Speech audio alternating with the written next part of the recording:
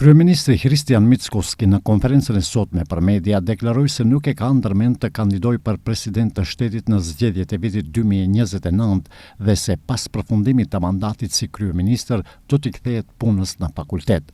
Deklaratën e bëri në kontekst të diskutimeve për kodin e ri zgjedhor, duke thënë se po përhapen spekulime se propozimi i VMRO DPMNE-s që diaspora të votojë në mënyrë elektronike lidhej me një kandidaturë të tij të mundshme për president.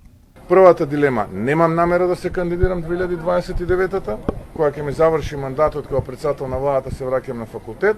Ja, tua lehtësoj punën, nuk do të kandidoj. Kur të më përfundoj mandati si kryetari i qeverisë do të kthehem në fakultet me studentëve. Nuk kam një ambicie apo dëshirë të tillë. Vetëm le ta mundsojnë që diaspora të ushtrojë të drejtën e saj të votës në mënyrë elektronike, duke filluar nga zgjedhjet e ardhshme presidenciale. Gjatë prononcimit, kryeministri Mickoski deklaroi se tashmë i ka marrë propozimet e Vlenit dhe Partisë Znam për ministrat e rinj në qeverinë e riformatuar dhe se këto propozime sipas tij janë në rregull dhe pret punë më të suksesshme të përbërjes së re qeveritare.